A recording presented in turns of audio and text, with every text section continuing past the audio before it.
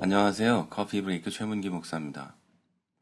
저는 지난 4월 1일 날 한국에 가서 4월 11일에 체코로 돌아왔습니다. 한국에서 이렇게 열흘 정도 길게 있었던 것이 저에게 처음이기 때문에 될 수 있는 대로 많은 사람을 만나려고 노력했습니다. 그리고 그 만남 가운데 저는 적지 않은 충격을 받았습니다. 제가 만난 다수의 분들이 이런 말을 하는 것을 들었기 때문입니다. 한국 교회가 죽었는데 그 이유가 숫자가 줄었다. 그러니까 다시 말해서 한국 교회가 죽었는데 그 죽었다고 말하는 근거가 교회 안에 있는 사람의 수가 줄었다. 이렇게 말하는 것을 들었습니다. 저는 교회의 위기를 숫자로 판단하고 있는 이 말을 듣고 충격을 받았습니다. 교회가 위기고 교회가 죽어가고 있다는 말은 제가 동의하지만 교회 숫자가 줄었기 때문에 위기라고는 전혀 생각하지 않기 때문이죠. 저는 개인적으로 교회가 죽었다는 말은 교회로서의 기능을 상실했다는 것으로 생각합니다. 교회가 죽은 것은 교회가 해야 할 일을 하지 않고 있기 때문에 죽은 것이지 그 안에 사람이 없기 때문에 죽은 게 아니거든요. 그리고 이렇게 교회가 교회로서의 기능을 감당하지 못하니까 사람들은 교회를 떠날 수밖에 없는 거죠. 교회가 생수의 강이 흘러 넘쳐야 하는데 교회에서 썩은 물만 흘러 넘치니까 사람들은 교회에 있을 이유가 없는 거죠. 영적인 어떤 뭔가를 채우기 위해서 다른 길을 갈 수밖에 없는 거였죠. 자, 2000년 전에 예루살렘에도 똑같은 일들이 벌어지고 있었습니다. 요한복음 12장에 보면 예루살렘이 입성하시는 예수님의 모습이 나오는데요. 어, 사람들이 예수님에 대한 소문을 듣고 종려나무 가지를 들고 나가서 예수님을 맞이합니다. 그런데 이 사람들이 요한복음 12장 18절을 보면 왜 그곳에 나가서 예수님을 환영했는지를 알 수 있는데요. 거기 이렇게 써 있어요. 예수님께서 나사로를 살리신 것을 들었기 때문이다. 죽은 사람을 살릴 수 있는 능력자면 이스라엘을 회복시키고 원수를 내쫓을 만한 자기들의 왕일 수 있다는 믿음으로 길에 나선 겁니다. 자, 유대교가 번성한 곳이었고 당시 모든 사람들이 유대교인이었지만 유대교 내부에서 자기들의 영적인 것을 채워주지 못하고 선지자도 없고 뭐 전부 자기의 배만 채우고 있는 그런 지도자들만 있을 때 백성들은 이곳저곳을 기웃거리다가 능력이 있다고 얘기하는 사람들을 쫓아다니기 시작했죠. 그리고 그 지도자들과 일반적인 그 타락한 지도자들과 다른 모습인 사람이 오면 그들에게 달려가기 시작했죠. 세례자 요한도 그 중에 하나였죠. 자, 여러분. 지금의 우리의 모습과 똑같습니다. 물론 그 당시에 그들이 쫓았던 분들은 진실한 분들을 쫓았지만 지금 우리는 너무나도 타락해버려서 진실한 분들을 쫓지도 못하고 오히려 지금 교회 안에 사람이 없는 것을 탓하며 야, 사람이 없는 교회는 좋은 교회가 아니야. 사람이 없는 곳은 망한 교회야. 사람이 없는 곳은 살아날 수 없는 교회야. 그렇게 하면서 더 능력이 있다는 목사, 더 능력이 있다는 교회, 더 능력이 있다는 곳들을 찾아다니고 있는 건 아니냐는 거죠. 그래서 더 능력이 있다는 신천지에 가고, 더 능력이 있다는 통일교회 가고, 심지어 더 능력이 있다는 사이비 종교들에게 가는 모습이 바로 지금의 기독교의 모습이 아니냐는 겁니다. 교회를 떠난 사람들이 문제라고 제가 말하고 있는 게 아닙니다. 제가 지금 말하는 것의 핵심은 교회가 교회로서의 기능을 하지 못했기 때문에 교회를 떠나게 된 사람이 있고 그들이 가지 말아야 될 곳들을 찾아다니고 있다는 뜻입니다. 마치 진실한 메시아가 있는데도 불구하고 예수 그리스도가 계심에도 불구하고 예수 그리스도를 쫓아 예수 그리스도를 만나러 간 것이 아니라 죽은 사람을 살린다는 그 능력을 쫓아서 갔던 그 사람들과 같이 우리도 그런 모습들을 쫓아다니는 건 아니냐는 말입니다.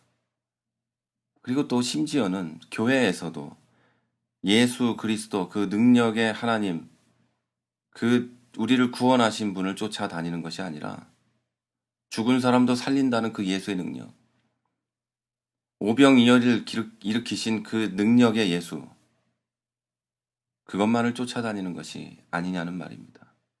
고난주간이 시작됐습니다. 이 고난주간에 우리는 이런 것을 한번 생각해 봐야 합니다. 예수 그리스도께서 죽으신 것, 그 고난을 당하신 것이 무엇 때문인가? 기본적으로 나의 죄 때문입니다.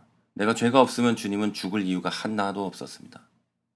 둘째는 그 죄를 용서하고 사해주기 위해서 예수께서 죽으신 겁니다. 그리고 셋째는 하나님과의 화평을 위해서 예수님께서 죽으신 겁니다. 우리가 하나님께 갈 수 없기 때문에, 죄 때문에. 그런데 우리는 오해합니다. 마치 성경에 정확히 기록된 모습 그대로 오신 예수 그리스도를 자기들의 구원자라기보다는, 자기 영혼의 구원자라기보다는 이스라엘 나라를 다시 세울 분, 원수를 내쫓으실 분, 능력 있는 분으로만 봤던 이스라엘 백성들처럼 말이죠. 제가 사는 이 체코에는요, 우리 지역, 제가 사는 이 동네에 교회가 한 개도 없습니다. 찾아볼 수가 없어요. 그런데 한국에는 눈만 돌리면 교회가 많습니다. 어느 곳에 갔더니 눈을 돌리니까 한 바퀴 도니까 수십 개가 보이더군요. 그렇게 많은 교회들이 예수 그리스도의 복음에 대해서 말하는 것이 아니라 예수 그리스도의 죽으심이 왜 어떤 이유로 일어났는지 말하는 것이 아니라 그냥 예수님이 우리에게 복을 주시려고 나를 사랑하셔서 죽었다고만 말합니다. 자, 여러분, 예수님께서 어린 나귀를 타고 예루살렘으로 들어가신 것은 우리의 죄를 홀로 뒤집어 쓰고 십자가에서 희생양으로 돌아가시기 위한 순교의 행진이었지만 유대인들은 그냥 왕을 맞이했습니다. 예수님의 십자가를 지시고 피 흘려 죽으신 것은 우리들의 죄를 위한 것이지만 혹시 우리들은 우리의 편안한 삶을 위해서 주님께서 돌아가셨다고 생각하는 건 아닌지 반드시 돌아봐야 합니다.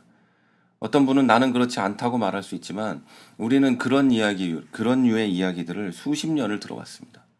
그리고 그런 교회들이 대형 교회가 되는 것을 보아왔고 그 대형 교회를 다니면서 그 설교들을 들으면서 그렇게 물들어 있는 사람들이 우리들이라는 겁니다.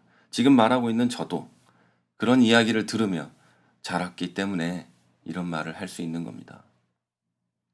이 모든 것의 원인 제공자는 이걸 다 알면서도 그렇게 현혹시킨 교회의 지도자들입니다. 그러나 우리들 모두도 성경을 통해서, 성경 공부를 통해서 예수님이 왜 이 땅에 오셨는지 정확하게 알고 있습니다. 그런데 그 모습을 거부하고 복주는 예수님만 찾아다니고 있는 것은 아닌지, 그래서 우리들의 교회가 이렇게 무너진 것은 아닌지, 마치 유대교가 무너진 것처럼 말이죠. 로마 카톨릭이 무너진 것처럼 말이죠. 미국의 교회들이 그런 것 때문에 무너진 것처럼 우리들도 그래서 그런 것은 아닌지 한번 생각해 봐야 합니다. 독일의 철학자 니체는 이런 말을 했습니다. 신은 죽었다.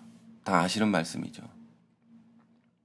신이 죽었다는 것은 진짜로 신이 죽었다는 뜻이라기보다는 하나님이 순수한 기능을 상실한 상태를 보고 신은 죽었다는 말을 한 것입니다. 조금 더 자세히 말하자면 하나님의 백성이라고 말하면서도 부패하고 타락하고 어리석은 삶을 살고 있는 인간이 하나님의 원래의 모습을 죽인 상태를 보고 신은 죽었다라는 말을 한 거라는 겁니다. 그러니까 당시 교회 안에 있는 사람이 하나님은 죽었다, 죽였다 라는 것이죠. 자, 이 신은 죽었다는 말을 듣고 광분한 독일의 교회들이 신이 죽었다는 증거를 대라고 하자 니체가 너희들의 교회를 봐라. 그것이 증거다. 라는 말을 했다는 일화도 유명합니다. 여러분, 교회는 한 줌도 되지 않는 신천지나 한 줌도 되지 않는 그 이단들이 죽인 것이 아닙니다. 예수님을 유대인이 죽인 것처럼 교회는 우리가 죽인 겁니다. 그러나 여기서 저는 한 가지 소망을 발견합니다. 유대인들이 예수님을 저주하고 죽였지만 부활하신 예수 그리스도를 보고 성령을 받고 수많은 사람들이 그리스도인이 됐던 것처럼 지금도 우리들의 교회가 예수님의 삶과 죽음과 그 의미를 그리고 부활의 의미를 바르게 전한다면 교회도 당연히 살아날 것이라는 소망입니다. 예수 그리스도의 부활의 의미가 내가 이 세상에서 잘 살게 하기 위해서 예수님께서 부활하셨다. 내가 이 세상에서 승리하기 위해서 예수님께서 부활하셨다는 말을 이제 그만하고 바른 부활의 의미를 전하면 우리의 교회는 살아날 것입니다. 예수의 죽음이 나를 이 땅에서 잘 되게 하기 위한 것이 아니라 바른 의미를 전한다면 교회는 당연히 살아날 것입니다. 하나님은 살아계시고 하나님의 능력도 살아계시고 하나님의 이 땅을 향한 계획도 살아계시기 때문입니다. 제가 한국에서 경험한 충격에 대해서 말하면서 시작했습니다. 그런데 더 충격이었던 것은 어느 누구에게도 교회에 대한 희망적인 말을 듣지 못했다는 겁니다. 우리가 그리스도인이라면 죽어가는 영혼들의 유일한 소망이신 예수 그리스도 안에 있는 우리들이라면 교회에 나오는 사람의 수가 적다는 것은 교회로 돌아올 사람이 아주 많다는 뜻이라고 생각해야 합니다. 그 일을 이루기 위해서 가장 먼저 해야 될 일은 우리들의 교회와 나와 우리들 모두에게 물들어 있는 바르지 않은 신앙과 신학을 지워버리는 겁니다. 예수님을 믿으면 혹시라도 우리에게 세상적인 복을 줄 수도 있습니다. 우리의 왕이신 예수님이 모든 것을 우리에게 주실 수도 있습니다. 그러나 분명한 복음은 예수께서 우리에게 오신 이유, 예수께서 죽으신 이유를 오직 우리의 구원을 위한 것이라고 이야기하고 있습니다. 어제는 종려주일이었습니다. 예수님께서 왕을 맞이하는 군중의 사이를 유월절 어린 양의 모습으로 행진하면서 예루살렘으로 들어가신 날입니다. 그리고 고난주간이 시작됐습니다. 이 한 주 동안 저는 우리 교회 성도들에게 고행을 하라고 말하지 않았습니다. 우리가 어떤 고행을 해도 그리스도의 고난을 느낄 수도 없고 동참할 수도 없습니다. 그러나 그리스도의 고난을 생각하며 살아가라고는 했습니다. 그 의미가 무엇인지 생각해 보라고 했습니다. 그리스도의 고난 때문에 내가 어떻게 됐는지를 생각해 보라고 말했습니다.